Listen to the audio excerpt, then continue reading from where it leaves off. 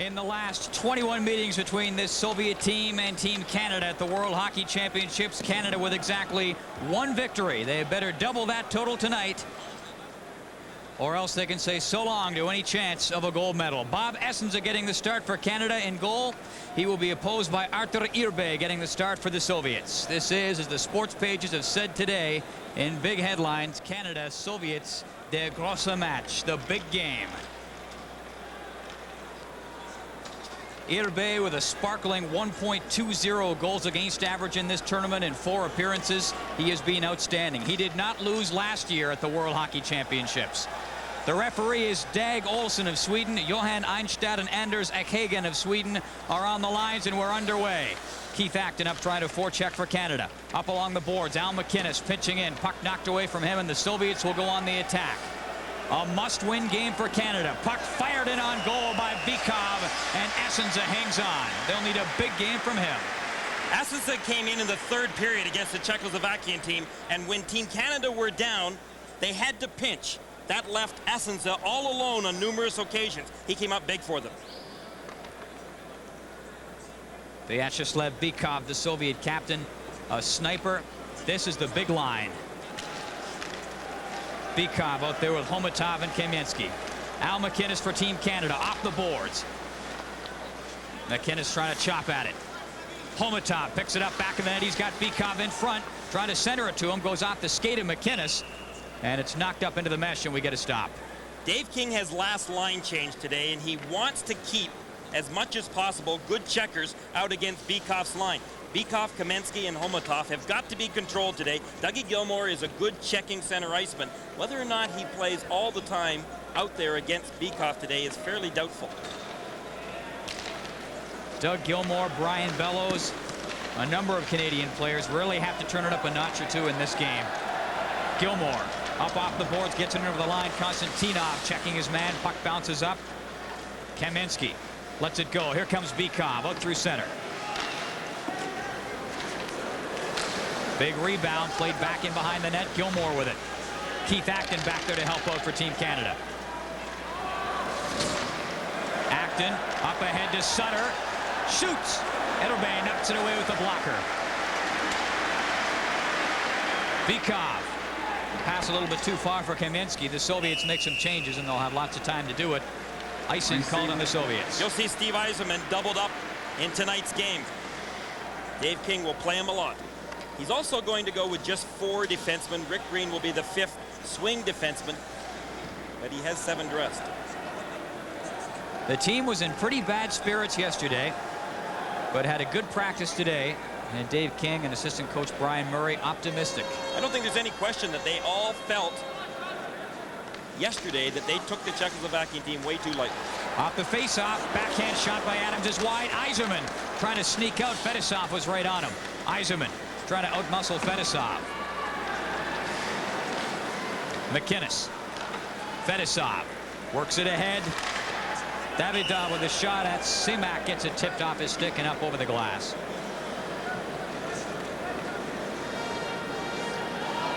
The Soviets were a little tight playing against Team Canada, and that has something to do, I think, with the way that Viktor Tikhonov coaches his team. Tikhonov is a tough, hard-nosed coach. And as democracy fits in very well in the Soviet Union and is becoming even more so, I think the players are resenting some of Tikhonov's coaching tactics. I talked to one of the Soviet writers today, and he says there is a huge distance between Tikhonov and his players. Tatarinovs scores!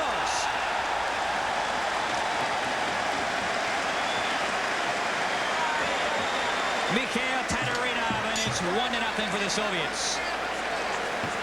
The Soviet defenseman with a big shot. He uses it more than any other Soviet player, and watch as he walked right in the top of the circle. He just had a beautiful wrist shot right in the top corner, glove side on Essensa. Watch it from Essensa's angle. That, folks, was a perfect shot. That comes at 1:40. Tatarinovs with the goal, and the Soviets with the 1-0 lead. They score on their first registered shot on goal, although the shots on goal totals a little bit off at times. Bure Trying to shake off the checker. Bure battling Lidster. Adams loses it. Bure centers it. Quick shot by Fedorov. Big stop by Essensa. Adams comes back. Pavel Bure.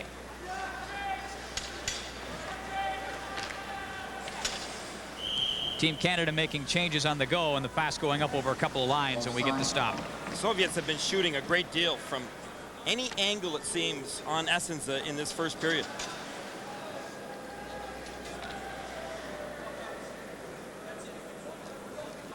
It's a pretty good example right there.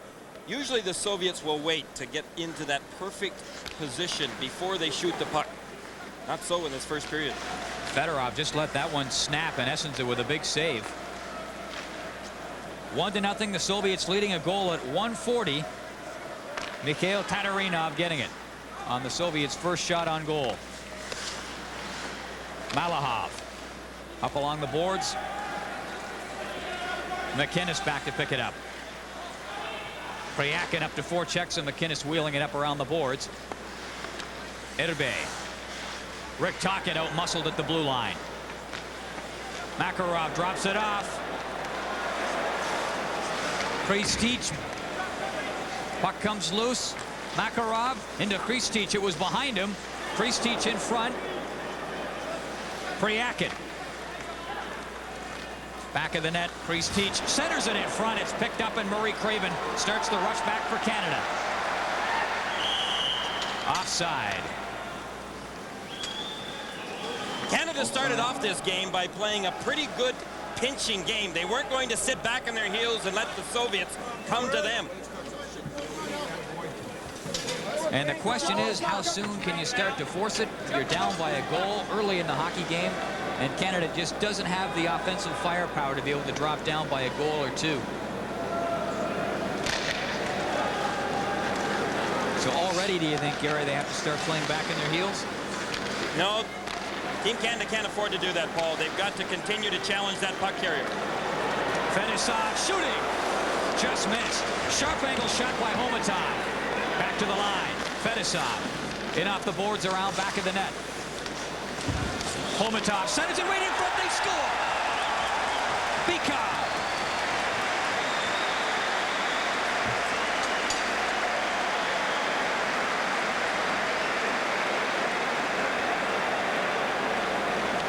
It's that big line for the Soviets again. Homutov has got time as Lidster misses his check. That puck came right out to Bykov. No Team Canada player in the slot covering Bykov. 2 shots on goal for the Soviets and 2 goals. Essensa dropping it off for Coffey. Hands it away. Davidov trying to shake off the checker. He's got Nemchinov sneaking in to help out as well. Nemchinov knocks it loose. Delayed penalty coming up. It is going to go against Team Canada as Al MacInnis touches it. A holding call. And the Soviets will go to work in the power play and work on a 2-0 lead. We'll be right back. We're holding the Soviets in the power play, already leading by a score of 2-0. We played 4.5 minutes of the first period. Kravchuk. That's stopped. And cleared up over the boards. 1 minute and 43 seconds to go in the Soviet power play. Team Canada have been able, against the Soviets, to do well killing penalties. They're going to have to do that right now. Canada has the second best penalty killing unit in the tournament. 94.3% efficiency. Well, this wasn't in the game plan. You can bet on that. 4:36. 2-0 for the Soviets. And Canada's penalty killing unit up against a power play that is surprisingly not being dominant for the Soviets. It's 5th in the tournament. And usually that power play is one of their biggest weapons. Doug Gilmour for Team Canada. Trying to chop it out, knock loose. Back to the line. Fettisov works it in. Homutov. Bykov. Back to Fettisov. Taterinov works it in deeper. Bykov going to the front of the net. Taterinov shoots. Eссенsa the stop. Here's Homutov gobbling it up. 1:03 left in the power play for the Soviets. Homutov. Kaminsky. Taterinov with a shot that hits Bykov. It's knocked down. Rick Tocchet and Gilmore. Bykov picks it up. 45 seconds left in the power play for the Soviets. Kaminsky in over the blue line. Drops it off. Fetisov sets up. Homutov lurking just off to the side of the net if they can get it to him. Eссенsa kept in at the line by Taterinov. And finally, McCowan gets it out, relieves some of the pressure with 18 seconds left in the man advantage for the Soviets. We played 6:05, 2-0, the Soviets leading. Dying seconds of the power play. Konstantinov works it around back of the net. And Canada managing to batten down the hatches during that Soviet man advantage. Still 2-0, the Soviets on top. We've played 6:25. And now the trick is to get some offense going. This is the big line right now for Team Canada. They've got to be the ones to get it going for them. Here comes Yzerman. He's out there with Bellows and Adams, the big threesome. Bellows has it get away from him. And quickly the Soviets turn it to offense. Pavel Bure trying to slide it back in front. Fedorov shoots up over top of the net. Konstantinov keeping it in. Bure lets it go. Byakin in back of the net. Fedorov in to help out. Bure's up there forechecking as well. Lots of pressure by the Soviets. Byakin tried to center it. Here comes Yzerman back. Up to Bellows. MacInnis there as well. Yzerman. Byakin working it up. There's that quick breakout pass. Bure cuts in. Pavel Bure tied up by MacInnis. Couldn't get the shot away. Byakin has it knocked away. Bure gets it loose. Fedorov back of the net. Here's Gilmore up quickly to Yzerman. Bellows with him. Yzerman with some room. Still loose. Bellows. Craven chops it back of the net. Yzerman tried to center it. It's picked off.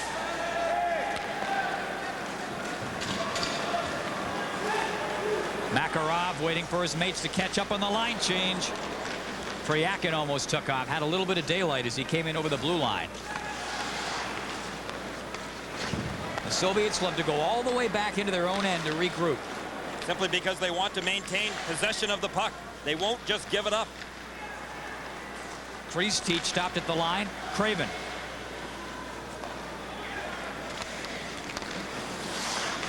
Craven in the corner. Fryakin gets it out. Kristich. Makarov fires it in wide. Fryakin up in the corner. Picks it up. Makarov and Kristich up front. Kristich clogging out up right in front of the net. Difficult for Eссенsa to see. Fryakin cuts back in front. Tried to whip it across to Kristich. It's knocked away. Fleury. McCowan shoots. And Erbe will hang on. That's only the second shot on goal for Canada. Theron Fleury was involved in a collision. He went flat back on his back, and now you can see him not in the stands, that's for sure. That's not where Theron Fleury is.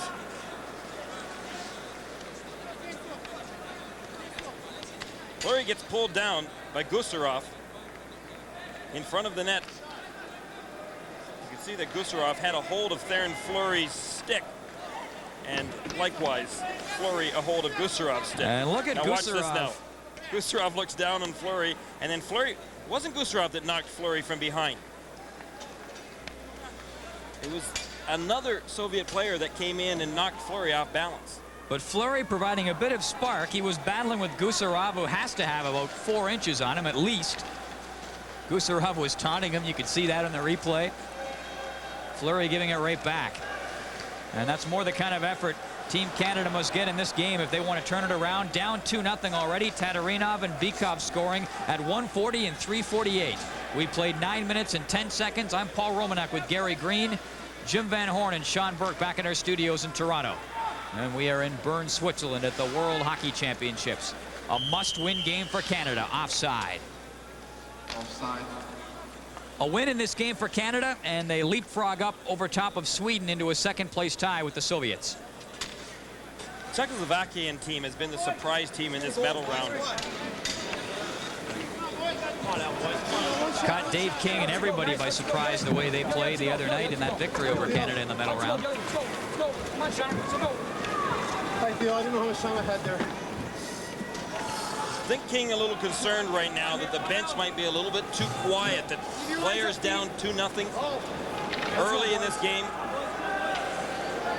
Maybe sagging a little bit. I mentioned earlier, team morale was really low yesterday. Talking to Coach Brian Murray. Said they had a good day out, just took a day away, relaxed, and he sensed spirits uplifted this morning at the skate. Gilmore. One of the guys Murray would like to see a bigger effort from. Gilmore with a good effort there to keep it in. Back to Lidster. Works it in. Sutter trying to punch it on goal. Lidster with a shot. Gilmore back of the net. It bounces past him. Malahov gets it out. Kicking into gear. Homutov. Cuts across. Homutov. Getting some help from Bykov.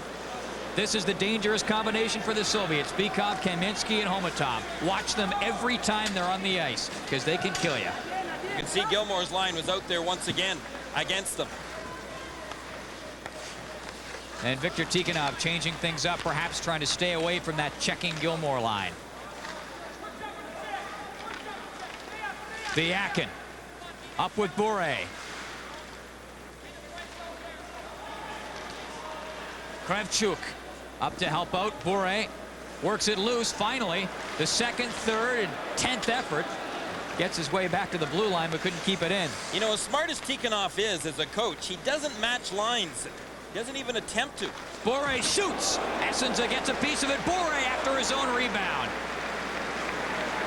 Here comes Paul Coffey back for Team Canada. Adams in on the left side going for the net. Team Canada caught in the offside. Coffey has to come all the way out and wait for the troops to regroup. Adams again. Out there with Eiserman and Bellows. Offside.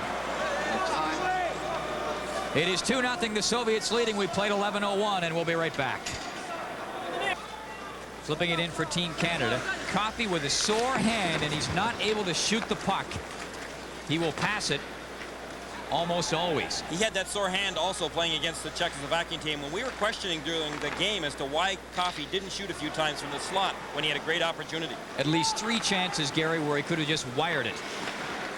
And we found out today why he didn't. Fleury steps in, fakes his shot. Fleury out there with Craven and Tocchet. Tocchet in front, trying to muscle his way in. And you know Tocchet's on his game when he can go to the net like that. Puck hops out of play. The thing is, Team Canada right now has got to shoot more. Opportunities they will get inside that blue line aren't plentiful. Talked earlier about the great distance between Tikhonov and his players. He is despised by most of the team. It is the assistant coach, Dmitriev, who is sort of the go-between. He's the friend of the players, the guy who relays the messages. Tikhonov prefers to remain at arm's length. We're at 20-foot pole length. You can't argue with his success, though. Semak. Rubbed by Adams. Sutter back there. Up around the boards. Here's Bellows now, and a penalty coming up. A roughing call, and it's going to go against Canada. Greg Adams heading off for roughing at 12:01. And Doug Lidster and company will stare up at the clock and see another 2-minute Soviet man advantage to worry about. Watch Gus Adams right in the corner, gets his stick up way too high and leaves it there. Those type of retaliation penalties end up being costly for Team Canada. King talked earlier today about making sure that the players had to maintain their discipline. That if there was a right time to get a player, it had to be the perfect opportunity to give him a good, clean body check. Not an elbow. Bykov, Homutov, and Kaminsky out there for the Soviets up front in the power play. That is no surprise at all. Bellows and Yzerman up front for Canada. McCowan and MacInnis back in the blue line. Homutov trying to come in, takes a chop at McCowan. Bykov keeps it in, works it in. Bykov, Kaminsky.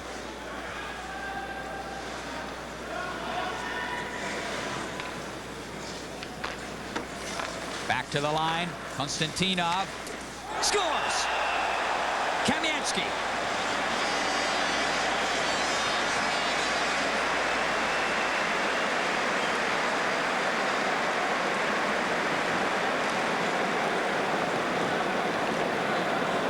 What a shot. Watch Kaminsky. As soon as he gets possession of the puck, he takes about 2 or 3 strides and winds up and blasts that puck right up in the top corner, short side. On about Essensa. Watch it from Essensa's angle. Again, the Soviets are picking those corners unbelievably in this first period.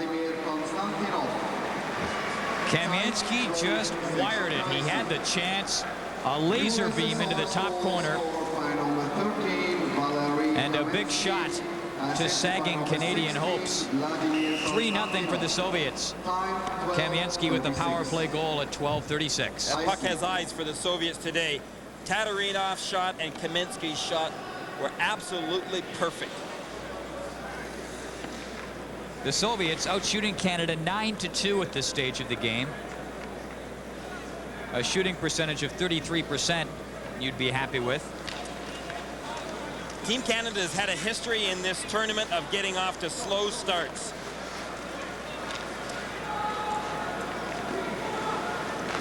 Lidster in around the boards. Tocchet, Fleury, and Craven out there for Team Canada. Try to shake things up. And that is Fleury, who was decked over along the boards. And looked as though there will be a penalty called against the Soviets. High sticking. It is high sticking, and it is going to number 21, Seamak. Watch right along the boards.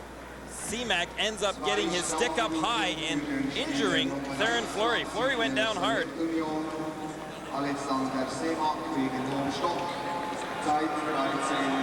So Seamak, who was one of the best face-off men in the Soviet team, will cool his heels for a couple of minutes for high sticking. And Canada with its first chance in the power play. Seamak was actually a surprise addition to this team. He has been playing on their B team and in fact was in Canada playing at the Atlantic Cup.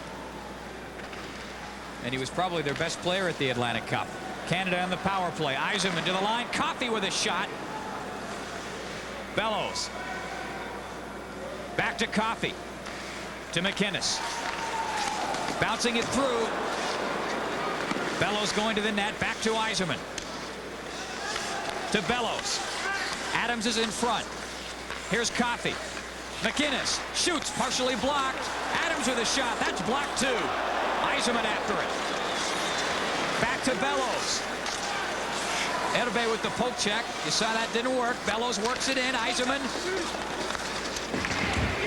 Here's Coffey back at the point. 1:10 left in the power play. Knocked away from Coffey. Fedorov breaking in. Essensa on the goal line. It's in.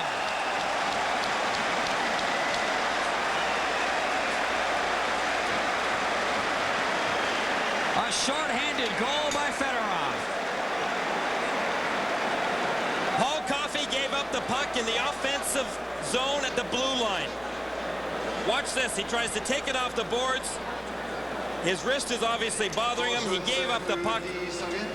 Now watch this puck though. Watch it carefully. Essensa made the save. Now a bounce and it came right along the goal line. We'll see it better from this angle. Hey, this is going to be a perfect angle to watch it. Watch when it comes down. There it is, right along the red line until it hits the post and then goes over the goal line. Painfully slow. 14:04, the time of the goal by Fedorov. A short-handed goal. Canada still with 49 seconds to go on the power play. And the Soviets with a 4-0 lead. What a killer goal that one was.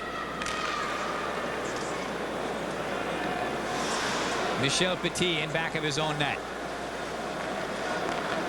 40 seconds to go on the man advantage. Craven lifting it in. Tocchet up to forecheck. McCowan pitching well in from the point.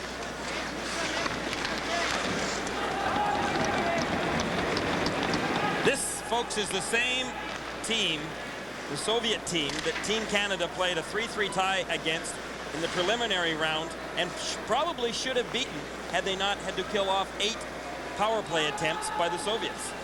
Petit, long shot. And that will do it for the Canadian man advantage. 5 seconds left. Some folks wondered whether or not the Soviets were playing possum in the preliminary round, playing just well enough to get in. They sure have surprised both the Swedes and now in the early going, Team Canada. They are leading here 4-0. We played 15-10. We'll have more from the World Hockey Championships after this.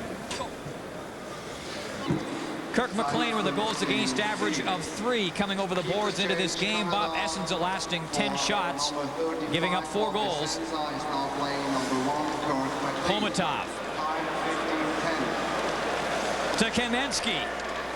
He's tied up, continues to plug up the front of the net by McLean. Here's Bykov. Slips the noose. Burr took a run at him, and Bykov just danced out of the way. Kamensky to Homutov. Tried to center it up the side of the goal. McLean will hang on. Oh, the Soviets are playing a very confident game. They're taking the body. They're gaining possession of the puck, and a dejected Bob Essensa. Giving up 4 goals and 10 shots, as I mentioned, but don't hang that millstone on him. He didn't get a lot of help. And a couple of those shots, boy. No question that Tatarinoff and Kamensky's shot were excellent shots. Fedorov, he should have been able to get more of it than he did. Bykov's was somewhat questionable. But Team Canada have not played well in front of Bob Essensa in this first period. Now they'll have to do so in front of McLean. Kravchuk with a shot, and Kirk McLean with the stop. So Dave King making the change for more reasons than just getting Kirk McLean back into it. He's trying to get something going for Team Canada. A tough shot to see, and McLean stretching out. Team Canada down 4-0. Bellows trying to go all the way. Not much success. Davidov comes in. Davidov playing injured, but looking none the worse for wear. Davidov, top of the slot, gets it back. Semak tried to tee it up, never really quite got a good grip on it. And a slashing penalty coming up against Al MacInnis of Team Canada. That was back behind the play. And once again, the Soviets will go to work on the man advantage. Not a good penalty at all, Paul. Any penalty that's behind the play like that, that's a retaliation penalty. Those are the ones that cost you the most.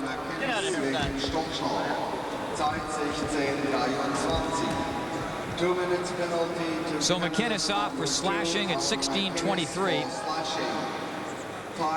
The Soviets already with 1 power play goal and a shorthanded goal amongst the 4 they've put past Team Canada already. And the question now is get out of the first period with as little damage as possible being done. Well, you start worrying now about being embarrassed. Yep, could get ugly.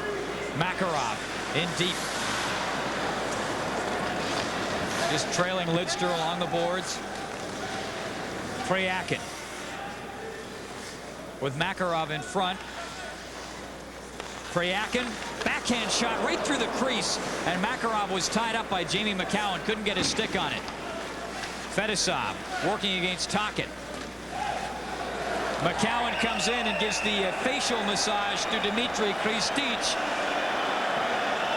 And speaking of getting ugly,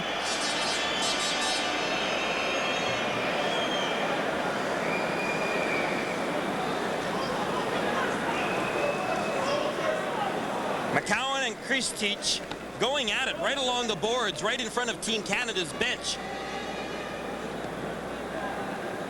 It was Tocchet that was down first of all. Kravchuk fell on top of him, and McCowan didn't like that the least bit. Something you don't see a great deal of, players wailing away at each other with their fisticuffs in international play here at the World Championships, but McCowan and Kravchuk chose to be the exceptions. Tocchet got himself involved in it as well, which is a dangerous move. Well, Kravchuk and McCowan both picking up offsetting penalties. Couple of double minors to both Kravchuk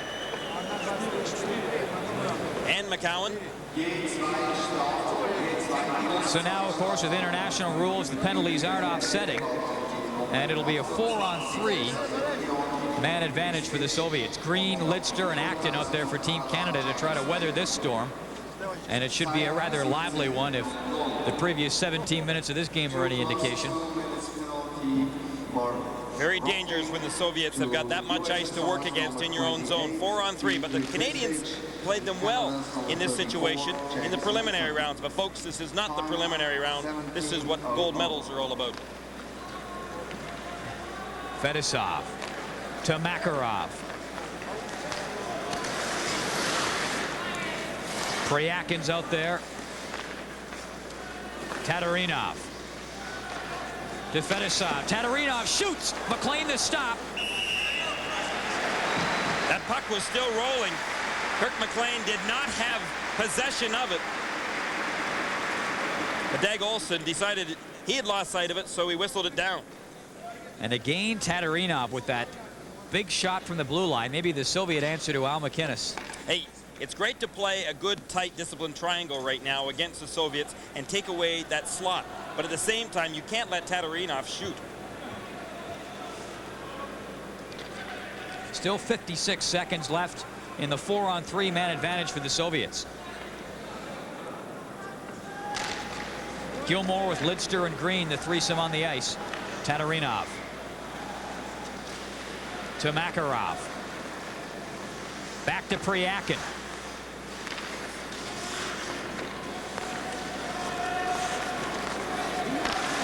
Taterinov again, this time a wrist shot. Decided to mix it up a little. Doesn't want to take a slap shot all the time.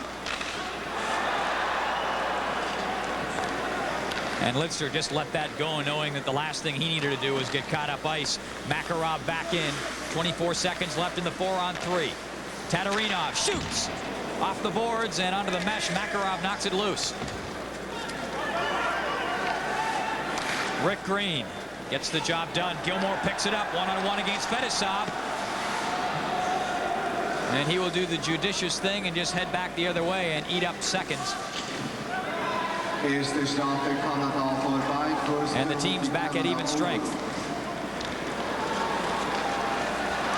Paul Coffey up ahead to Bellows. Bellows shooting. Enderby with the stop. And Malahov clears it up around the boards. Kept in. MacInnis trying to fire one. Knocked down. Bellows up to forecheck. Trying to grind it loose. Here's Yzerman. Yzerman centers it in front. Bellows looking for it. There's Coffey. Coffey picks it up in the corner now, being shattered by Malahov. Back to Bellows. Centers it. Yzerman just wide. Homutov clearing it out. Less than a minute to go in the period. Well, this is the line as well as the defense that have got to do it for Team Canada. They've got to get some spark going for this club, even if it is the last minute of the period. Yzerman after it in the corner. He and Konstantinov bumping. Bykov picks it up and clears it outside the blue line. Tocchet. Here's Coffey. Up to Tocchet. Coming in with Yzerman. Enderby out of his net, and he will just clear it out to center with 30 seconds left in the period. Coffey shoots. Blocked at the defense. Here's MacInnis shooting off the boards. Kravchuk gets it up and around with 15 seconds to go in the period. Bure with a shot just off the side of the net. All the attention was back in the Soviet end zone where Stevie Yzerman had been dumped by the Soviet defenseman. 2 seconds left. MacInnis with the shot, and time runs out. Well, we mentioned earlier, folks, if Team Canada are going to save themselves from a big embarrassment, then they've got to play a heck of an upcoming 2 periods. And Yzerman, Bellows, and Paul Coffey and Al MacInnis have got to be the 4 players to lead it for them. Team Canada outshot in the first period by a margin of 13-3 and outscored 4-0.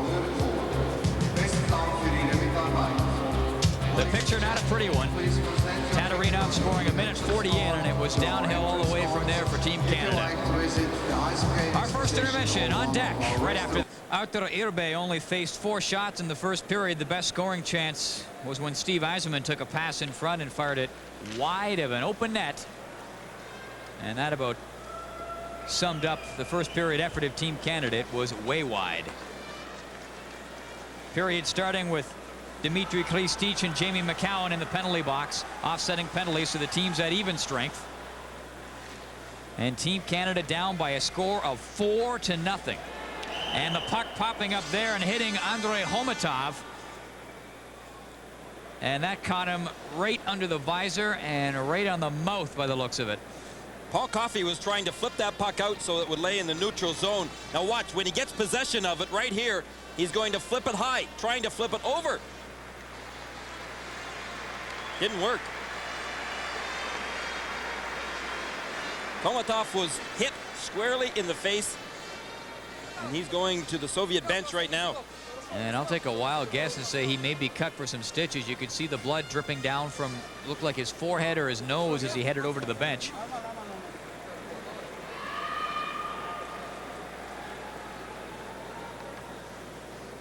And that's a pretty good look at it. Well, as close up as you're going to get. But not as close up as Homutov saw it. A little too close. 4-on-4 right now for Team Canada. And Yzerman, of course, out there leading the way, along with Bellows, and the 4 players that we had mentioned to you were all on the ice for the first shift. 4-on-4 for the next 33 seconds. Coffey over skating it. Kaminsky in over the blue line, shoots up around the boards. Davidov, and the puck snuck outside the blue line. 22 seconds to go in the 4-on-4 situation. We're just underway in the second period. Canada down 4-0. Paul Coffey back in the blue line has got to turn up the cranks here. I mean, he's got to get wheeling with that puck. He's a great offensive defenseman. We've seen that through his National Hockey League play. He led the National Hockey League again this year for defensemen in scoring. But he's got to do it in this game tonight, because if he just sits back and plays defense, then Paul Coffey is not a good defensive defenseman. In fact, he can be a liability to you out there if he's thinking defensively. Coffey going after it. Just beating Nemchinov up forechecking for the Soviets. Semak out for Nemchinov, missed him, and here comes Al MacInnis to Fleury. And Irbe will have no problem handling shots from that range. Team's back at 5-on-5. Fetisov checked by Tocchet. And Davidov hopped up over the boards there as the puck was coming across, so offside called on the Soviets. Just a reminder to listen up at the conclusion of this game for the TSN Turning Point, brought to you by and really start to press offensively. Now, there's no question. Down by 4 goals right now. You're not gonna come back against the Soviets unless you start throwing 3 men in there and sometimes that 4th man in for the attack. So we can look maybe for a lot of 2-on-1s, 3-on-2s. Right in front.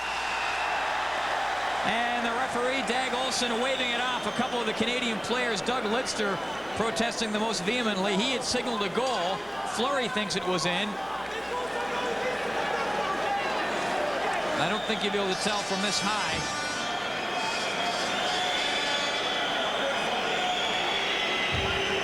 You tell me where the puck is, folks. I don't know. The goal judge did not put on the light, but he probably couldn't see it. Let's look at it from the goal judge's angle. You know something? You got to think that puck is over the goal line. Look at where Irbe is. I mean, he couldn't get any further back into the net. Theron Fleury was in there. He continued to raise his arms. He felt that he knew exactly where that puck was. Well, look at it. There's no question that that puck, which had originally been under Irbe, has got to be in, because Irbe hasn't got one part of his body that is on the onside part of the goal line. That was Rick Tocchet storming the crease, and he thought it had gone in as well. But who cares what all the players thought? It's no goal. Craven checked in the play, and Fedorov clears it out. Rick Green. Fleury will hurry back. Bure overskates it. Nice move by Bure to pull it loose. Lidster. Pass behind Craven, heads all the way down. Kravchuk. The Gusarev. Bure. Fedorov steps in, fakes the shot. Almost walked in past MacInnis. Biakin has it knocked away. Gilmore with Acton. Acton. There's a shot. And Cullen almost found the net. Cullen along the boards, tied up, and Bure will start back. We'll see a lot more of Cullen in this second and third period. Bure steps in over the line, back behind the play. A penalty coming up against the Soviets. And that was way back behind the play. And Vladimir Konstantinov pulled the skates out. I'll tell you what Keith Acton did. Dag Olsen did not see that. And so what Acton did was that he, after he had been dumped, he continued to slap his stick on the ice to catch Dag Olsen's attention. Olsen turned around and saw that Acton was down, gave him the penalty to Konstantinov. Well, Konstantinov gets called for interference at 2:37. Good play by Keith Acton. That's how you gain the referee's attention. Well, the play of a veteran for sure. He'd know all the tricks by this stage of his career. Yeah, no question about that. And Canada will need to reach deep into its bag of tricks, down 4-0 early in the second period. Yzerman being watched by Makarov. Bellows hops past him. Adams lumbering into the corner to Forecheck. He's outnumbered, and Fetisov gets it out. MacInnis. And again, Fetisov gets there first. Yzerman up along with Adams. Here's Bellows. Around Tatariinov, up around the boards. MacInnis pinching well in. Keeps it in. Here's Bellows now. Back to Yzerman. Works it right in front.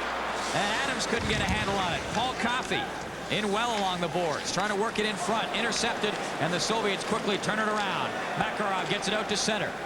Tatariinov. Content just to dump it in with Canada on the power play. 1 minute to go in the man advantage for Team Canada. Soviets up 4-0. Bellows had it behind him.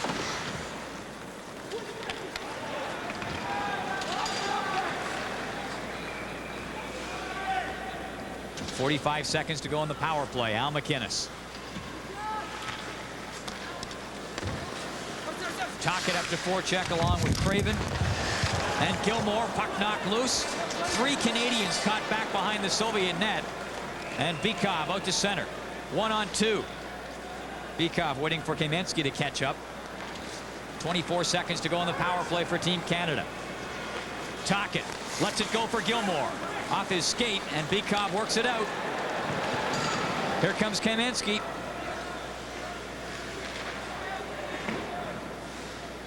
Nine seconds left in the power play. Kamensky tied up, couldn't quite get the shot away. Gilmore back for Canada. Penalized player back on. The team's at even strength. Canada trailing the Soviets 4-0. We played 4 minutes and 40 seconds of the second period. And icing called on the Soviets. It is 4-0 the Soviets leading Team Canada. Will have more from the World Hockey Championships after this. Burr out there for Team Canada. And Cullen out there. Puck cleared down. Up around the boards. And the Soviets just continue to swarm whenever they get it. Sutter Tried to poke it around Malahov. That's knocked away. Lidster back out. Sutter way in deep. And the puck cleared in by Lidster, and offside called on Team Canada. Offside. We talked earlier in this tournament about how that delayed offside is not effective here. Well, it's not used here in international play. Dave King actually does not like the NHL's version of delay offside. He thinks it's too easy for defensemen not to then realize the importance of the neutral ice area, that they just can automatically fire it in knowing that their forwards can clear the zone. Keith Acton in a familiar position. Right in front of the net. Yzerman working up with Bellows. Bure moving it out. Fedorov steps in over the blue line, drops it off for Bure, shoots. Fedorov rebound, trying to chop it in. And Kirk McLean recovering his balance. Here comes Bellows. Across for Adams. Bellows up to forecheck. Fetisov gets there first. Bure picks it up. 1-on-2. Taterinov up to join the rush. Bure trying to belt his way through. MacInnis giving him a rough ride. MacInnis knocked to the ice as well. Pretty good battle there. Yzerman to the line, turned back. Adams was in offside. He has to come out. Fetisov up ahead, pass a little bit behind Biakin. Fedorov losing it to McCowan. Bellows. Soviets just playing a very patient game out there right now. This is the style that they love to play. They love to get the lead and then just sit back on it. And Lidster back there to touch this. Icing called against the Soviets. Icing. Played 6.5 minutes of the second period, and it is 4-0 the Soviets leading. Coffey with a shot, and Erbe just reaching up to the top shelf and pulling that down. And Coffey just not with the speed and the mustard on those shots you normally see. You can tell he's hurting. Well, every time that Coffey comes to the bench, he gets that glove off and he is shaking his hand. It's his wrist that is bothering him. It's tough to shoot. Lidster with a shot that doesn't get anywhere near the net. Priakin right on top of him. Craven along the boards trying to poke it loose. Kristich back in behind his own net. Gusarov. Fleury up to forecheck, knocks it down, trying to get it in front for Tocchet. Fleury centers it. Craven a shot, and Erbe with the stop. Best chance of the period for Canada, and Craven stoned from close by Arthur Erbe. Tocchet. And back behind the play, Craven down on the ice along with Igor Kravchuk. The Soviet players have some injuries, but Team Canada are rather plagued by them right now. We've got Tocchet and Craven and Coffey, who all have hand injuries. Brian Bellows has got a bad groin injury that really isn't too fun to skate with. At the same time, I think when you look at a lot of the players right now, that they are suffering some nagging injuries that they've carried over from either their Stanley Cup first-round playoffs or the end of the season. So, with all that said and done, Team Canada haven't got an easy time of it. But as their assistant coach Mike Murphy said, hey, you can bet the Soviets are bumped up as well. I was just going to say, you know that every other team in the medal round is hurting too. Here's Acton. Konstantinov. Gilmore picks it up in the corner. Nobody in front for him to go to. He's trying to bide some time. Petit is there now. Gilmore, great effort. Acton at the side of the net, tied up there by Konstantinov. And tough to penetrate down in front of that Soviet goal. The other one I should have mentioned is Ron Sutter, who they think is playing with a broken toe. They're not even having that x-ray. There's not much you can do for a broken toe right now, other than it's painful for Ron Sutter. Konstantinov. And Kamensky dumped, and we're going to have a penalty there by the looks of it. And over on the other side of the ice, you see Keith Acton. He collided with Konstantinov. They've done that a few times in tonight's game. Konstantinov went way up and then just put that left hand right into Acton's head. Acton was slouching down at the time. Team Canada trailing 4-0. We'll have more from Bern, Switzerland in a moment. Off for elbowing at 17:54, and Team Canada on the power play. Al MacInnis being watched by Semak back in his own end.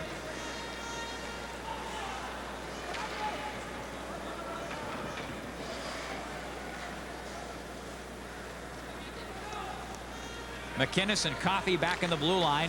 Yzerman, Bellows, and Adams up front. Dave King continuing to go with the big guns, although the big guns have been silent. Yzerman getting there before Simak. He's knocked down, and easy pickings for Fettisov. Yzerman's been watched pretty closely. Had the great round robin. See what they're doing, though, Paul? They're taking the middle of the ice away from Stevie Yzerman, and that was the area that he was so effective in the preliminary round. Now, all of a sudden, that ice, that open ice, has vanished on Yzerman. Bellows. Gusarov gets it up around the boards and out again with 50 seconds left in the Team Canada power play. And the fans starting to whistle, not pleased with Canada's effort at all. Soviets just doing an excellent job at clogging up the middle. Look at them right there in the blue line. All four of them. Team Canada aren't going wide. They're trying to carry it down the middle. Here's Fleury. Back at the point. And did a good job to pick the pocket of Fedorov. Here's Makarov coming in now. Fedorov trailing. Makarov looked to get it out to him. Now centers it. Moving up there was Kravchuk. Here's Yzerman. Big chance. Scores!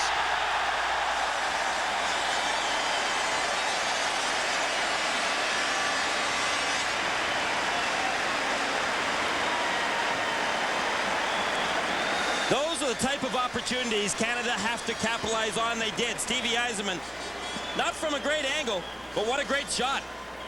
He waited till Airbay went down just enough to give Yzerman that room upstairs. Watch Airbay. He really had the angle taken care of well, but watch Airbay now just dip his shoulder, his left shoulder enough for Yzerman to find some room above it.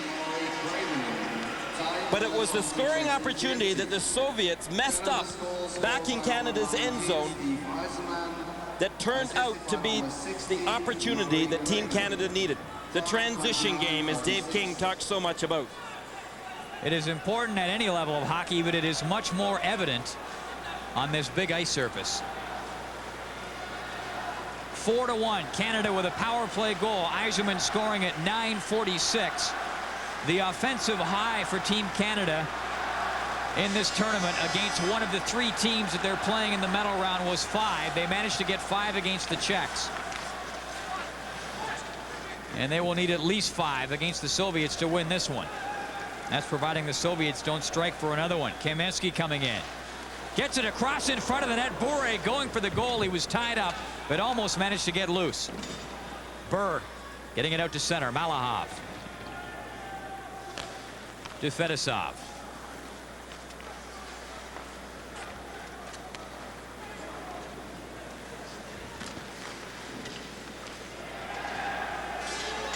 Lidster going after it. Burr in the corner just puts it back in the net. Rick Green takes the man. The puck sitting loose, and a penalty coming up against Team Canada. Sean Burr coming back.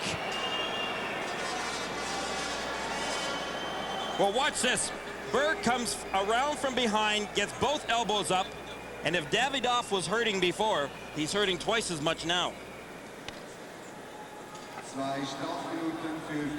Burr just rattling the fillings of Davidoff.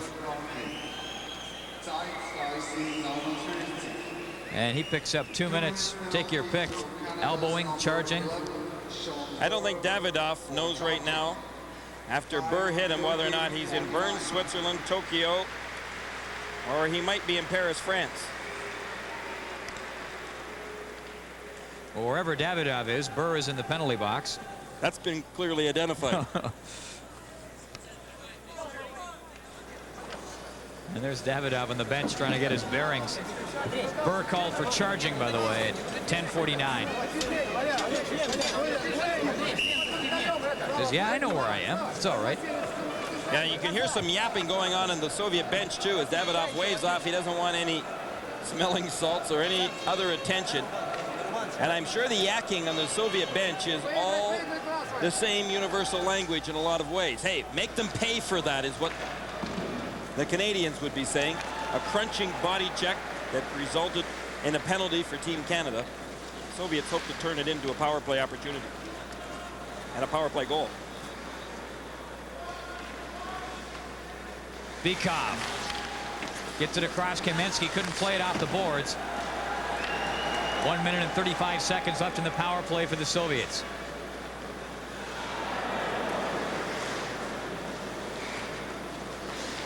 Bykov drops it off. Homutov across for Bykov. It was behind him. Kamensky up after it. Lets it go. Taterinov across in front. Fetisov to Homutov. Bykov to Homutov again.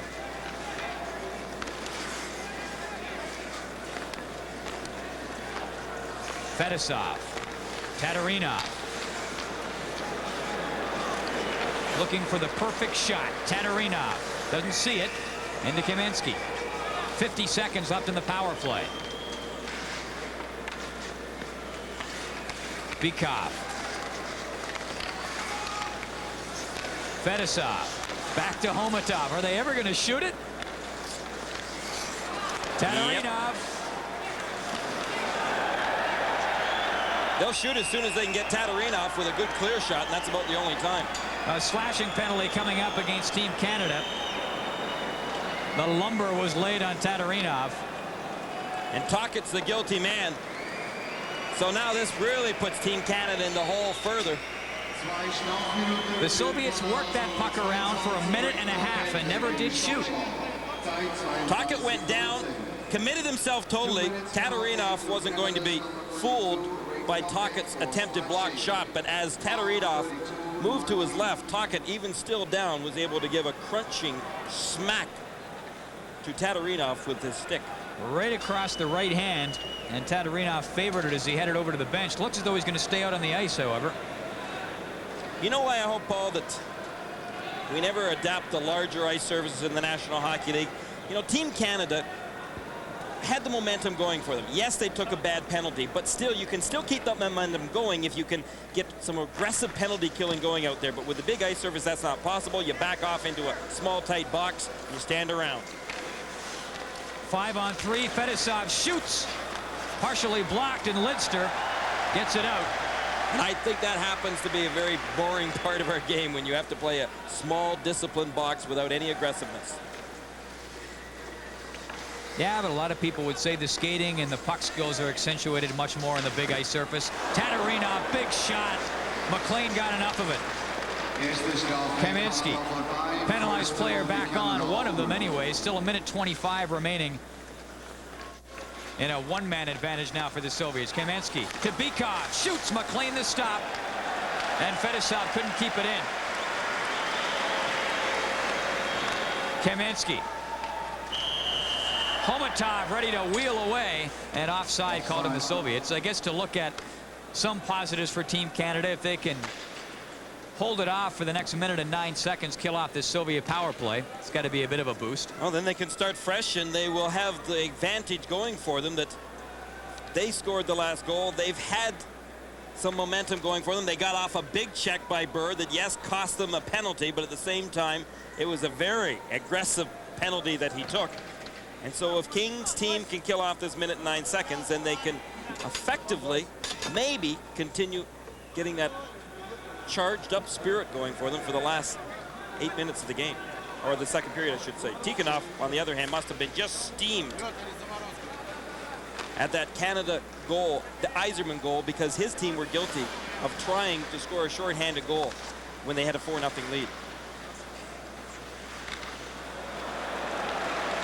Makarov working it out to center. Kristich trying to get away from MacInnis. Kristich gets it back in the net. 43 seconds left in the power play for the Soviets. Priakin. Kravchuk over at the line to keep it in.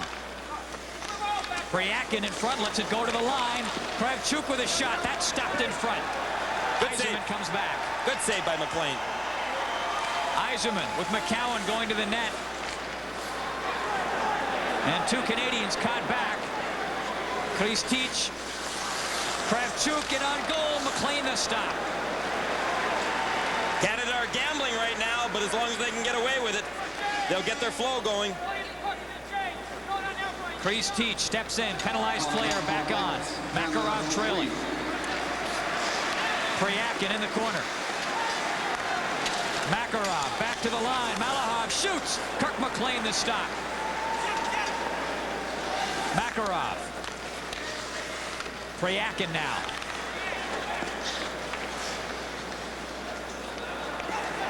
McInnis with a bit of a hook on Priakin that's not called.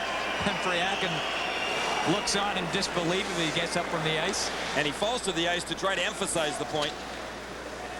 Priakin, I think, was also guilty of hanging on to McInnis' stick. Here comes Tocchet in with Craven. Tocchet dropped it off. Intercepted. Bure read it beautifully. Flies back and shoots. That bounces wide into the corner. Pavel Bure knew exactly what was going to happen. Tocchet let the drop pass go, and boom, Bure was there. Icing called on Team Canada. Canada trailing by a score of 4-1. You are watching the World Hockey Championships on TSN. In front for Team Canada, Paul Coffey. Knocks it in around back of the net. Malahov after it. Tocchet up to forecheck. Trying to chop it loose. Bure. Craven. Ahead for Fleury. That's better. Canada's got some forechecking going now. They're taking the body and cleanly. Taking the body and starting to hop a little bit.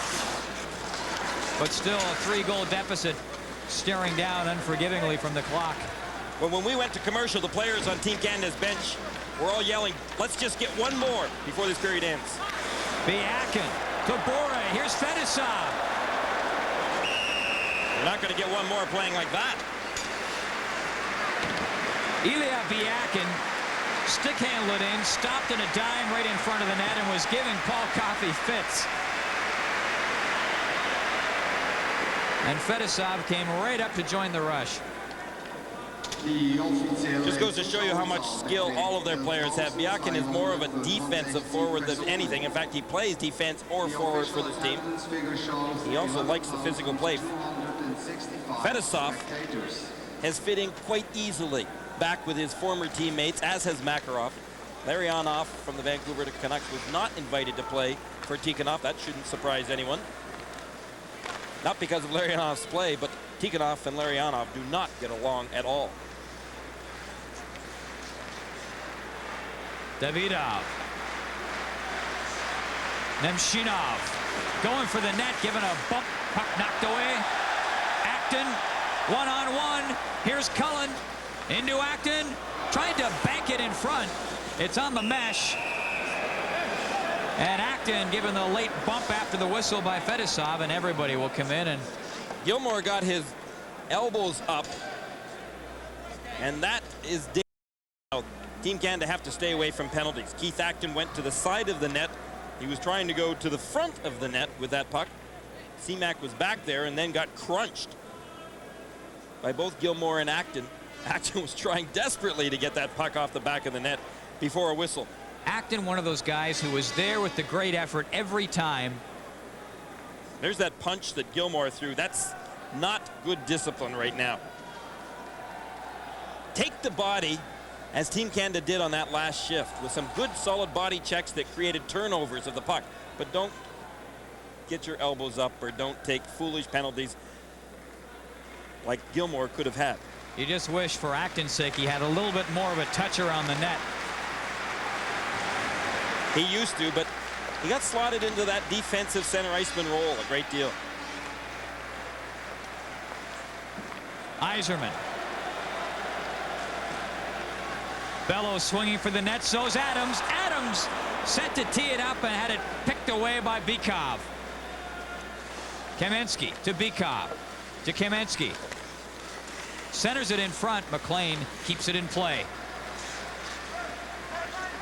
2 minutes and 45 seconds to play in the period. Canada down by a score of 4-1. Here comes Greg Adams to Yzerman.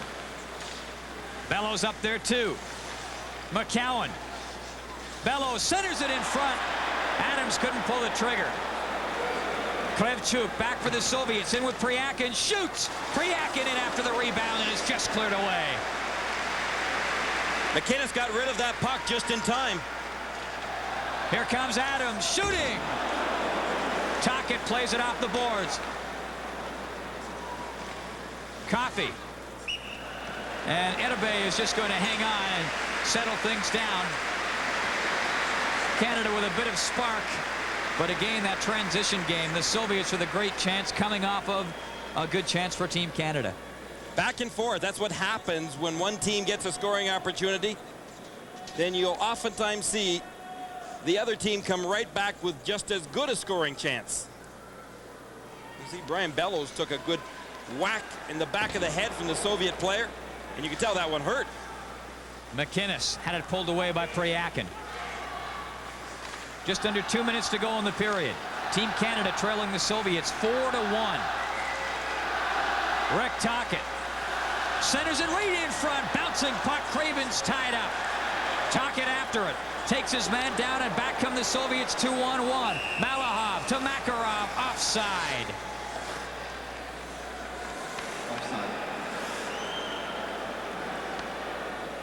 It's getting a little more entertaining for the fans. 2-on-1, and the Soviets go offside. Now Tikhanov will once again blow his cool on the bench. That's not something that the Soviets ever do. Malahov was the player that was guilty coming up on that left wing side. He's a defenseman that went offside. We played 18:22 of the second period. The Soviets up 4-1. The Soviets scoring all 4 of their goals in the first period, in the first 15 minutes of the first period for that matter. Team Canada's only goal coming at 9:46 of this second period. Steve Yzerman got it on a power play. And speaking of Theron Fleury, don't forget the World Junior Hockey Championships coming up. They will be on TSN for the first time this coming December from the 26th to January the 4th. Tickets are going rapidly, I am told. That'll be a great tournament, and the people from Saskatoon, as usual, will turn out in droves to support it. Biakin drops it off. A minute and a half to go in the period. Fedorov.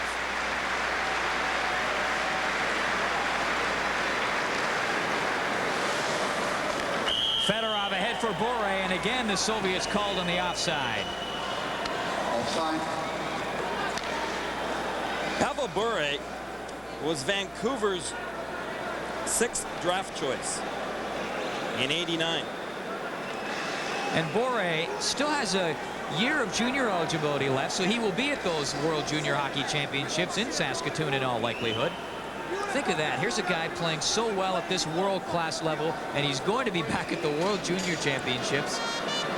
A lot of depth still on the Soviet roster, despite some of their great players heading over to North America. Well, let's remember, though, that the Soviets still have an opportunity to select all of their best players from the Soviet Elite League, as well as they've picked up Fetisov and Makarov coming back. And that, I would say, as well as Pryakin, helps their team a great deal. I mean, they've been crying the blues somewhat of having a lesser team than in the past, but that shouldn't be for anyone's fault but their own. Yet, when you look at the Soviet Elite League, only 3 out of their top 10 scorers are playing on this team.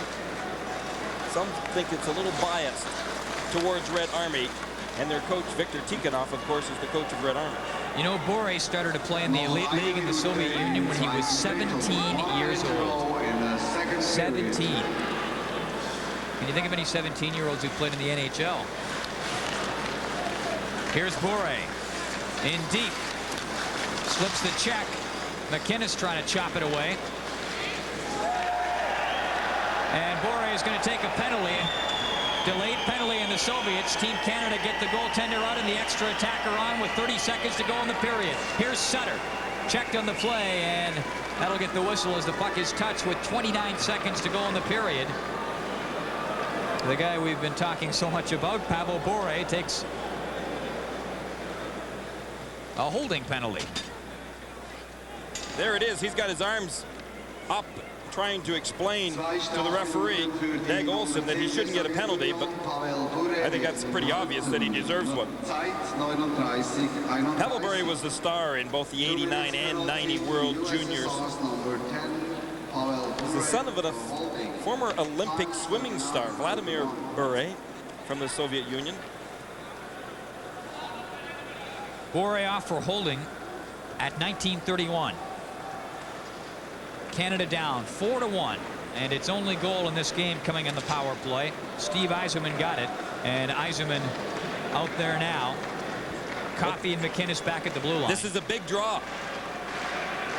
29 seconds remaining, and on the power play, Team Canada have got their chance right here, maybe their best chance to score before this period ends. McInnis comes up to get it.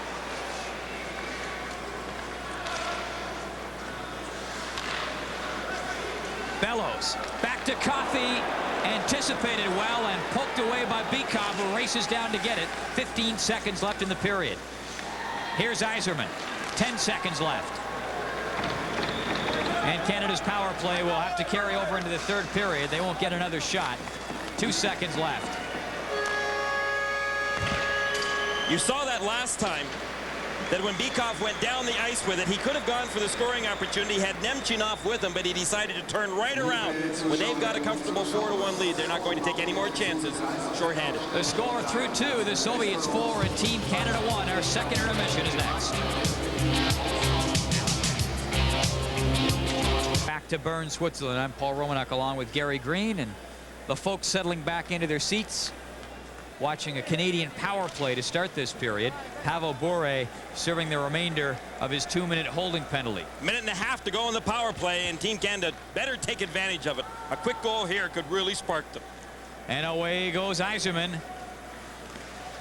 And in comes Bellows, but nobody can keep it in. A minute 10 to go on the man advantage. McInnis to Adams. He's got Yzerman with him. Tries to get it to him along the boards. Back to McInnis. Not quite. 52 seconds to go on the power play. Bellows. Nemchinov got his stick on it. Here's McCowan keeping it in. 44 seconds to go on the man advantage. Yzerman is all alone in front of the net. Adams along the boards with Bellows. McCowan pinched in deep, couldn't keep it in. One-on-one, Nemchinov shoots. MacLean has to clear it away from him. Nemchinov will try to just jam it up and get a face-off.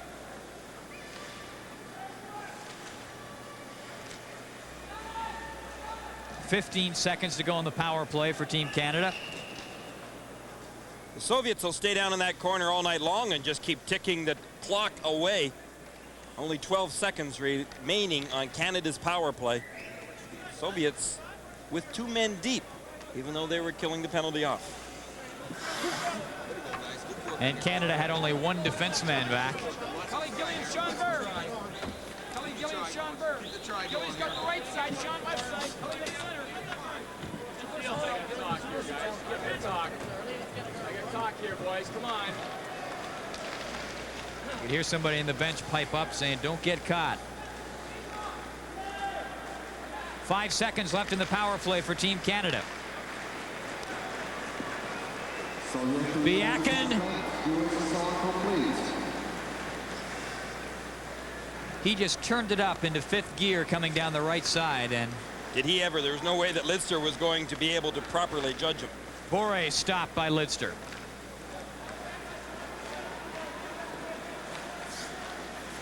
Fleury dumps it in. He's up front with Tocchet and Murray Craven.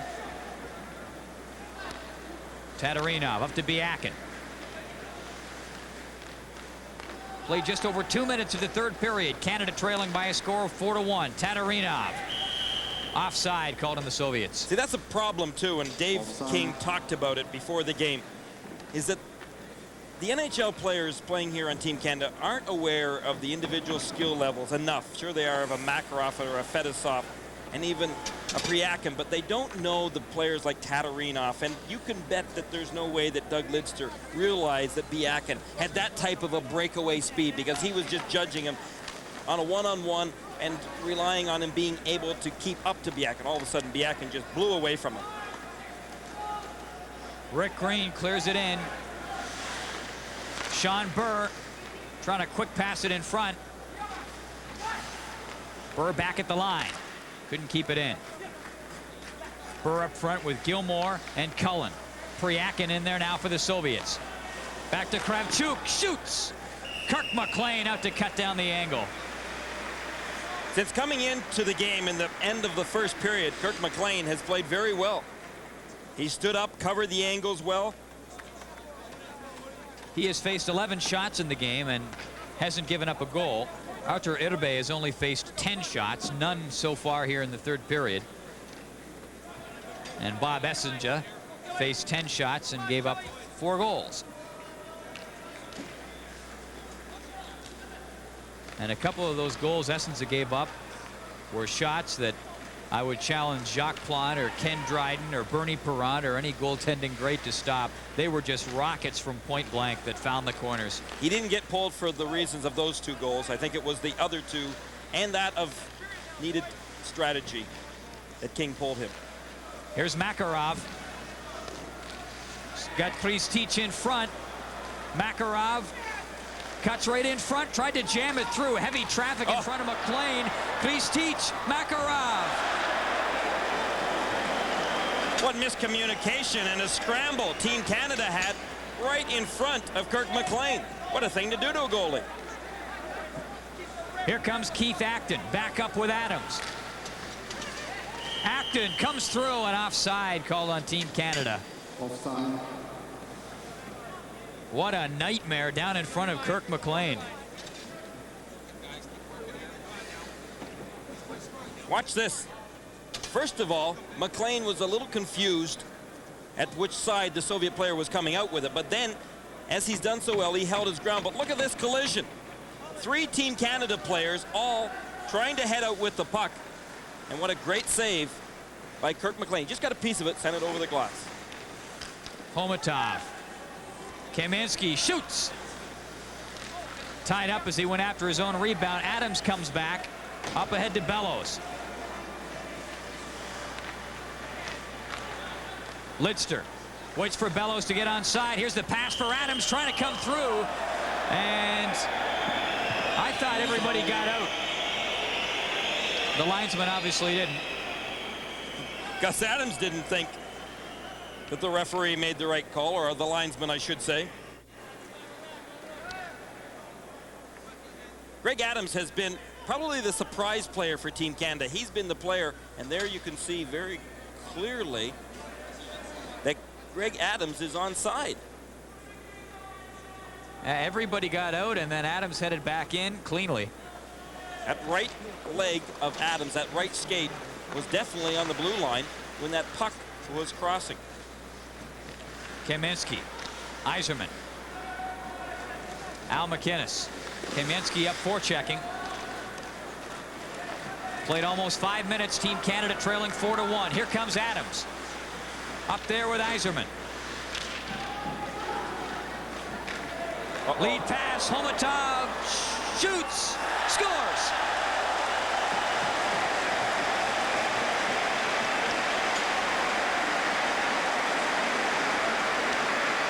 To 1. That pretty much does it for Team Canada. That's a surprising thing to say, I know, in a regular game, but watch Homutov. He goes to the backhand. What a great move Homutov made on Kirk McLean initially when he was right in front of him. Right here. Here's the great move. You could see the way that Homutov just spread those legs and then faked a little bit to go to his left. He went to the right, pulled it to his backhand, and by that time McLean had already committed himself and was down. Homutov found the room behind the fallen McLean. Homutov's 11th goal of the tournament. He leads the tournament in goal scoring. And the Soviets up by a score of 5-1. Homutov with the goal at 4:30. We'll be back right after this. Craven along the boards, back to Coffey, shoots. That was tipped off a skate, just hit the side of the net. Soviets up 5-1.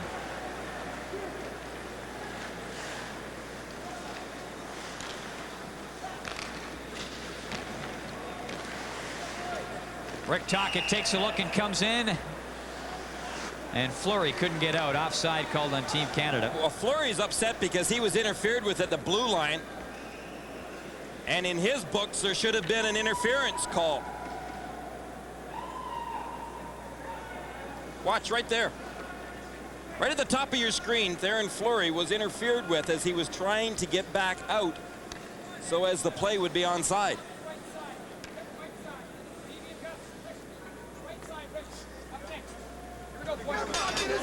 Come on, boys, come on, guys. Keep going, game. You're working hard. Yeah, come on here. Come on. I think what the players on the bench should be chatting about right now is possibly getting some shots away on Arthur Irbe. They have had one so far in this third period. We've played over 5.5 minutes. Fedorov working it up ahead. Bure going for the net. He was on his knees and still almost got the job done. Gilmore. Sutter up, takes a run at it. McCowan shoots. Irbe gets the pad on it. Gilmore after the rebound. Here's Bure at center. Just taps it off. Kravchuk shooting. Kirk McLean got a piece of it. Glanced off his glove.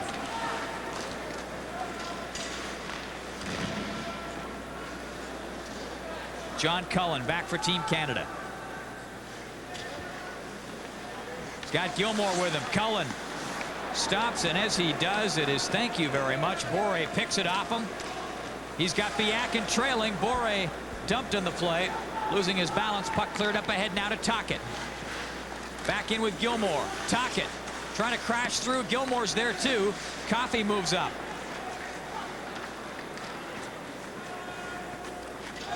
And Biakin coming down with that speed. Coffey got a beat on him and didn't allow him to get by. Adams.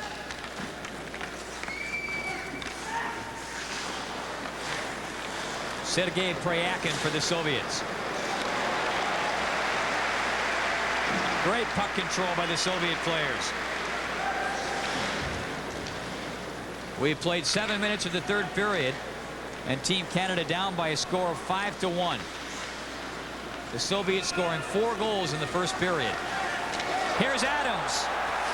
Stopped by Irbe. Rebound. Coffey shooting. That's stopped too. Lidster. Back of the net. Tocchet trying to get it in front, and Irbe will hang on. Canada finally getting some chances, but Irbe, who has played well, simply takes it away from them. What a great save he made on that one, and he continued to get right back up and make other saves as Tocchet threw it out in front of the net. Irbe, however, deflected it right to Paul Coffey. Coffey, watch. He was looking for that space. Irbe just waited him out. And Greg Adams had a chance as well, going to the net. Rick Tocchet doing a good job of forechecking, but Irbe, first time he's really been tested in this game, I think. And he came up big, the Soviet goaltender. Taterinov getting it out to center. Homutov.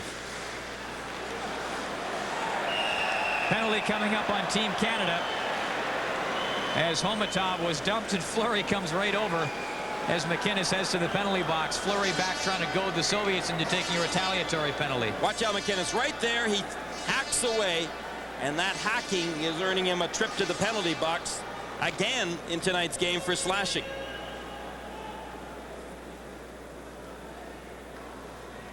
Al MacInnis slashing Homutov. And that comes at 7:39, and the Soviets with a chance in the power play. They lead 5-1. Fleury's in a real snit out there, and he would like to challenge Homutov, who he has been having some words with, and they have been getting their sticks up against each other.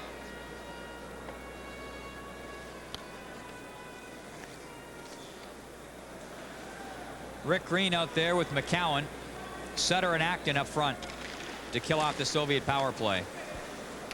You know what Dave King likes about Rick Green, other than his great abilities defensively? Also his abilities to have the patience when he gets cranked, hit really hard. He doesn't retaliate, he just waits. He waits for his opportunity. That fits in well with King's style of play here in international hockey.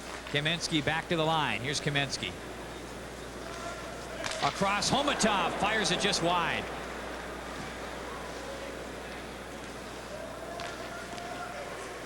Fettisov. Taterinov. Kirk MacLean the stop. Homutov the rebound. MacLean stops that too.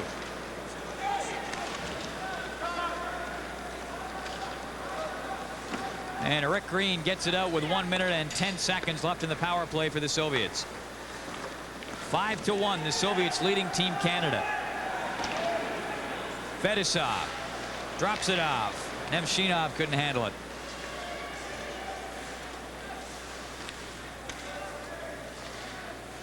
Fettisov. Here's Bykov now.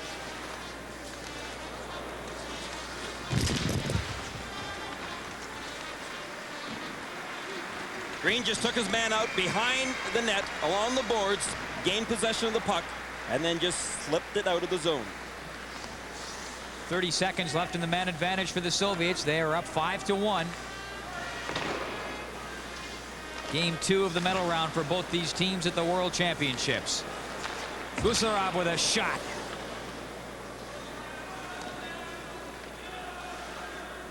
.15 seconds to go in the power play. Davidov scores.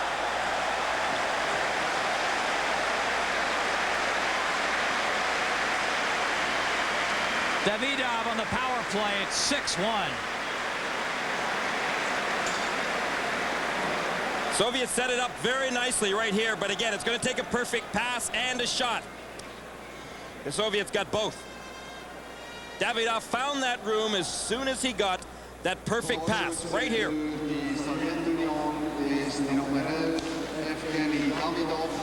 Just a great give and go. Davidov worked it into the corner, went for the net, got the return pass, and boom. Hello, top corner.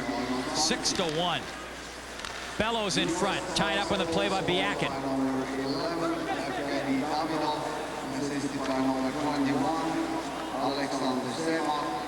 And number 3, Igor Kravchuk, 5:49.29. Byakin, that great outside speed. John Cullen. Malahov up around the boards. Bure.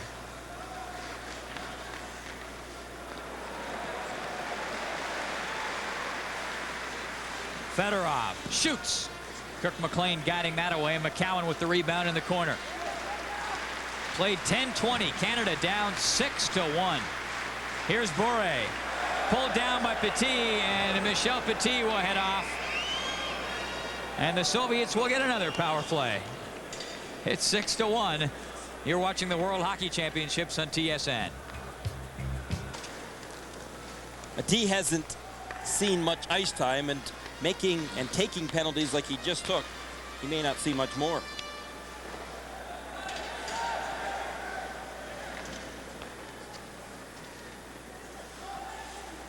Keith Acton up to McCowan, off the boards now to Sutter.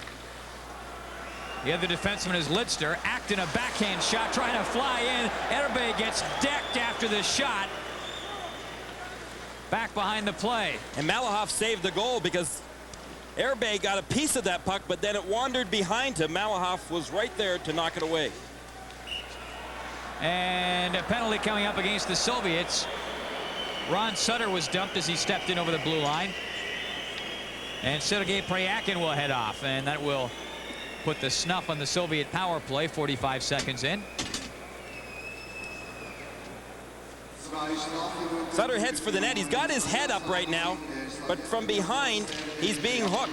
Pryakin just gets a hold of the sweater with the blade of his stick and tugged him enough to knock him off balance. So the team's at even strength for the next minute and 15 seconds, and then Canada will have a 45-second power play. Pryakin called for hooking at 11:12.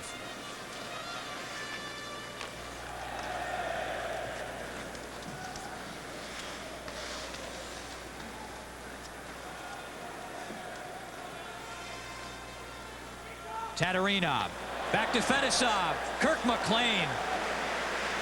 Solid stop as the roof continues to crumble inward.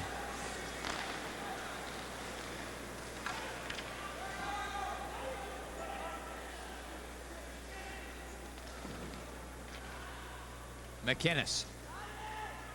Up with Gilmore and Yzerman. Yzerman trying to battle Fetisov in back of the net. Yzerman spins around. He's got it.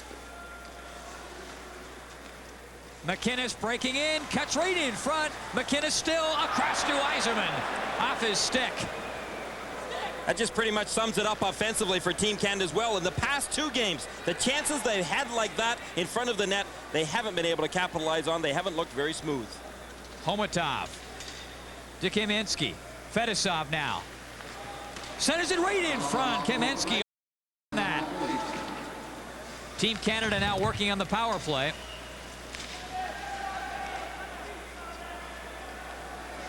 Here comes Michel Petit. To Coffey. Tocchet trailing. There's the pass to Tocchet. Shoots. Rebound. And Erbe equal on both challenges.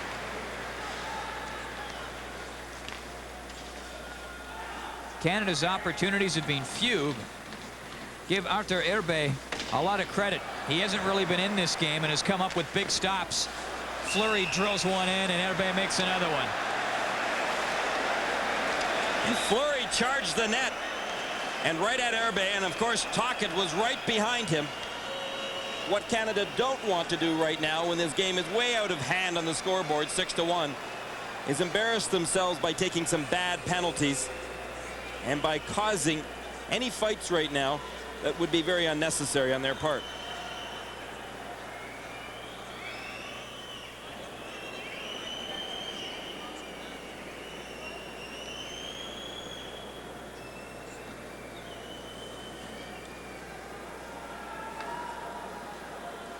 Well, after the waltzing is all over with, I think Team Canada and the Soviets will probably both have a man going to the penalty box. Fleury went at Gusarov, and his stick was high, and he got knocked off balance, and when he came down, his stick actually hit Erbe, and that's what started this whole scrum. Well, so far, Rick Tocchet heading off to the penalty box, as well as Igor Kravchuk of the Soviets. Tocchet gets 2 for roughing. Penalties coming at 13:04.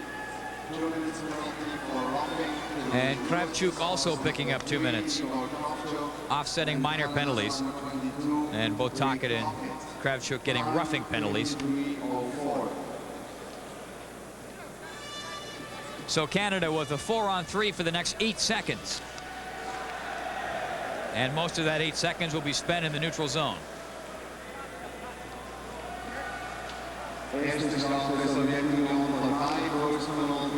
Teams back at even strength. Here comes McCowan. Shoots. Oh. Erbe got a piece of that, but it went right through the other side and somehow just missed going into the net.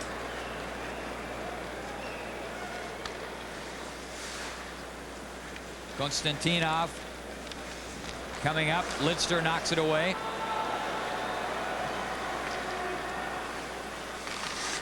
Bellows turned to tee it up, and Konstantinov was right there.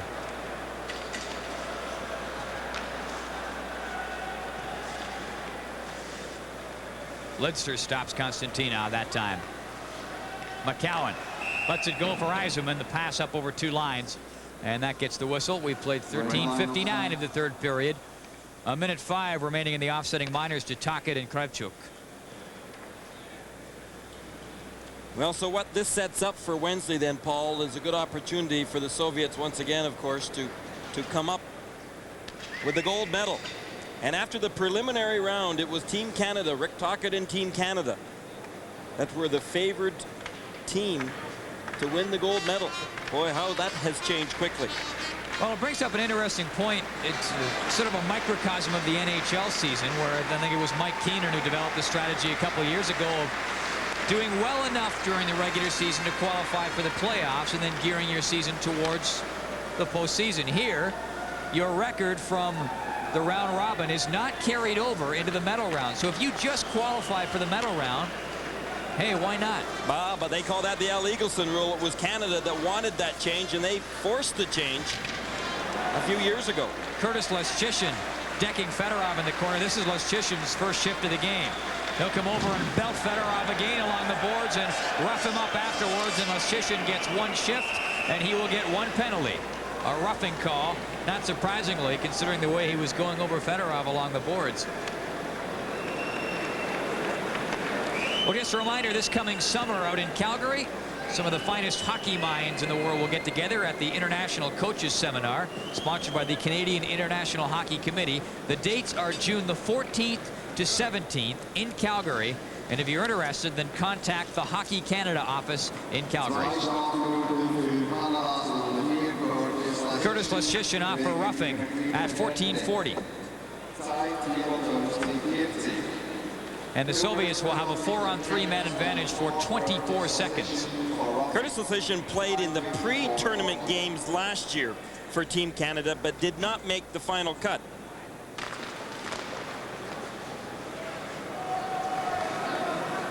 It was a fairly aggressive penalty, no question about it, by Curtis Lushishin. Makarov up ahead to Fetisov. Off the boards. Kristich. Taterinov. Makarov centers it right in front. Kristich was tied up. And Acton clears. Now a 5-on-4 for the Soviets for the next minute and 30 seconds. Here comes Makarov. Drops it off. Great drop pass. Priakin. Back to Fetisov.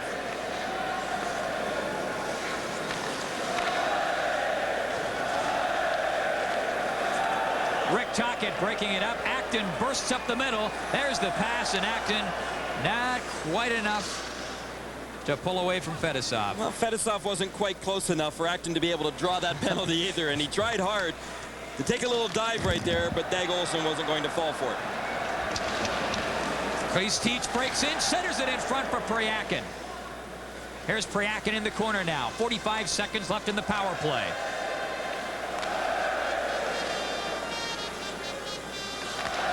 Makarov.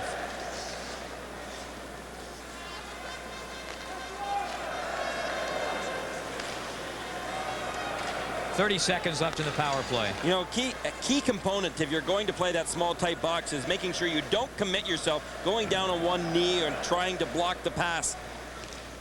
It just becomes a 5-on-3 when you do that. Priakin battling in there with MacInnis. And MacInnis holding his own. Kristich. And the puck cleared up over the boards and out of play along the far side with 2 seconds left in the man advantage for the Soviets. Al MacInnis just gave one of the Soviet players a pretty rough ride going along the bench. And it was Kristich that he nailed heavily right along the hash marks on the boards. And Kristich limped a little bit going to the bench. Tikhonov's pretty cool and calm right now. He should be. 6-1 lead for the Soviets. It's a little over 3 minutes left in this game. Teams back at even strength. Kravchuk losing it. Gilmore all set to take off. Craven will carry it in. And a penalty coming up against the Soviets.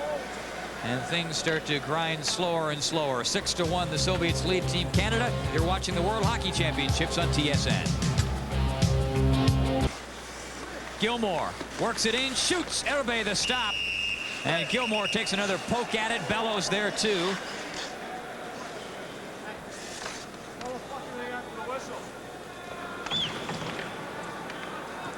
A minute 48 to go in the Team Canada power play. So now the goal after getting out of this game is to look ahead to the final game, Canada and the Swedes, and Canada will be playing the Swedes for the bronze medal.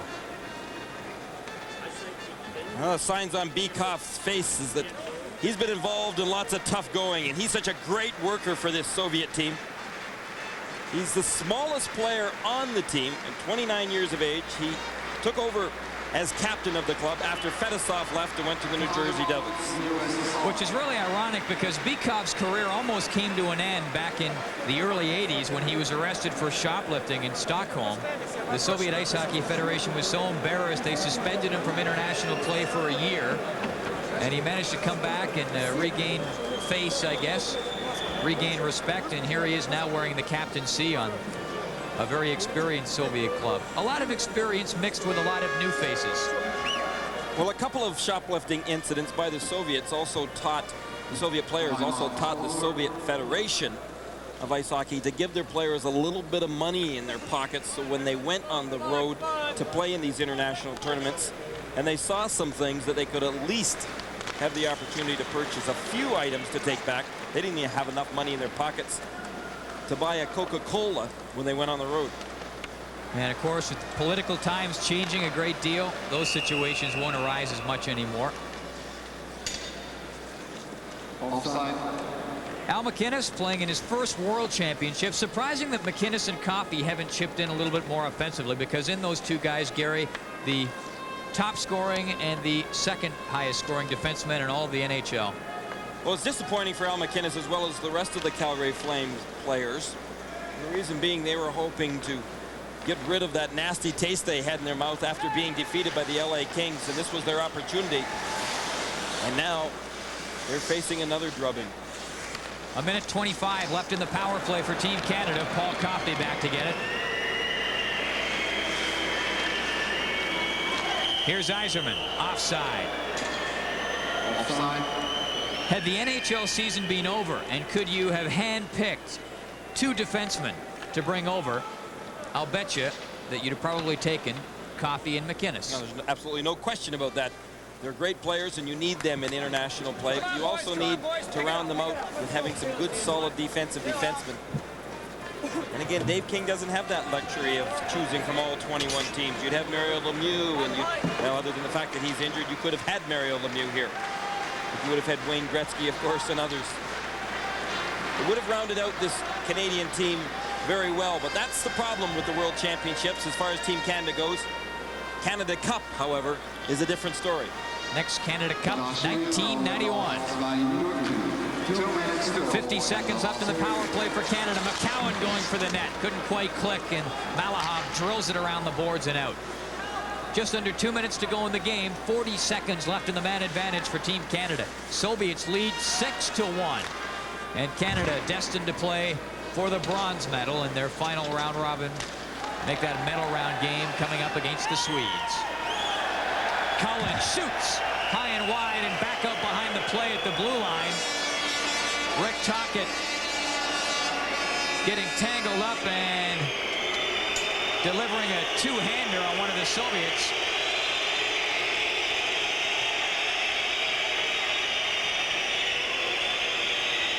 That was Vladimir Konstantinov who Tocchet tattooed. Now Konstantinov then grabbed hold of Tocchet's leg and pulled him down right on top of him, so he was asking for trouble. Tocchet just took the helmet right off him and threw it down. Holy fuck!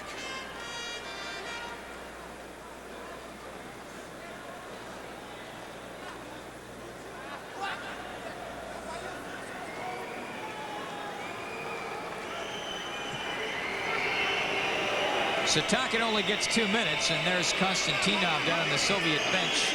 Looked like his right arm got twisted around when they were all tangled up. Tocchet gets it for roughing, but that's about all that he did. Konstantinov.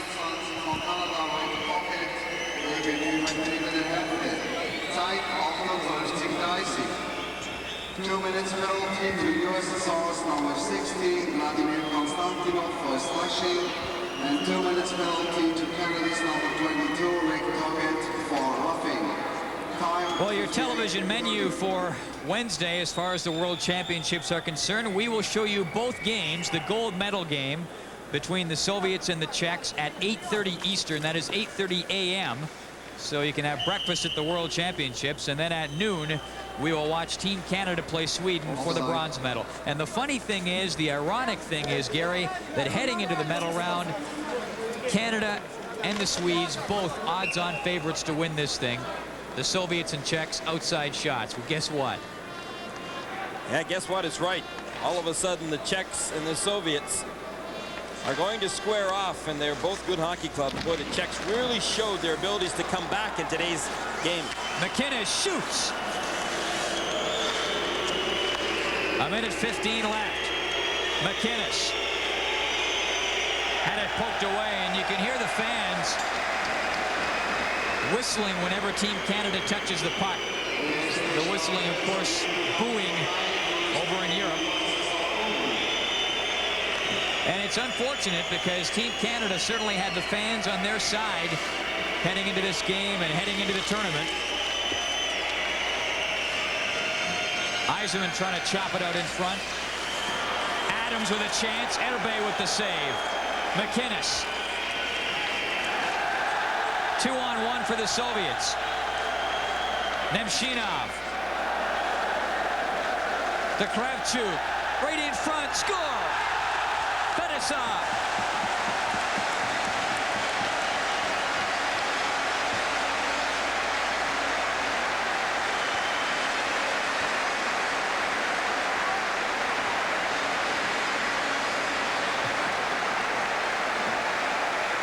A 2-on-1 quickly turned in to a 4-on-3, and Fettisov was the trailer coming up, and he does that as well as, or better than anyone in hockey.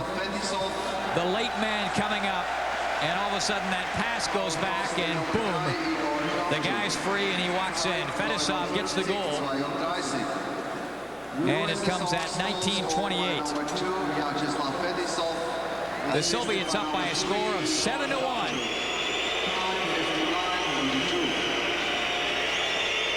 McCowan dumping it in for Team Canada. 15 seconds to go.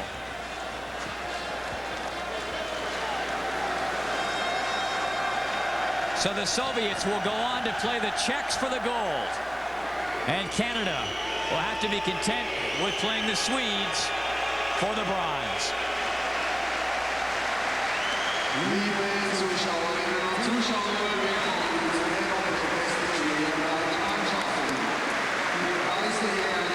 And once again, Viktor Tikhonov will take his club into a game gunning for the World Hockey Championship.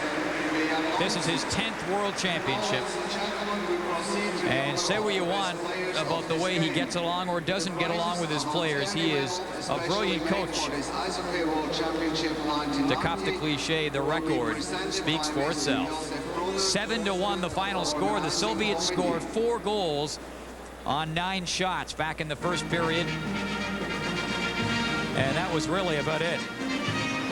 Canada got 1 in the second, and the Soviets pumping home 3 more in the third period just to punctuate a great victory. 7-1 the final score. And now the announcement of the players at the game for both the Soviets and Team Canada. And take your pick for the Soviets. And for Canada, well, I wouldn't want to be the guy picking.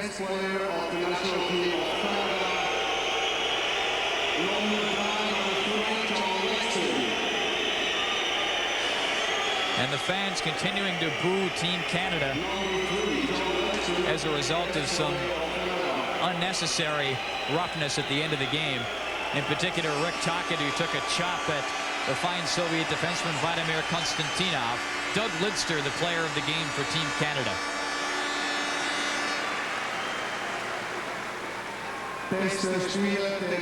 Now for the Soviets. Best player of the national team of the Soviet Union, number 8, Mihai Tattarino. Mikhail Tattarинов, who scored the first Soviet goal in the game at 1:40. And that started the onslaught.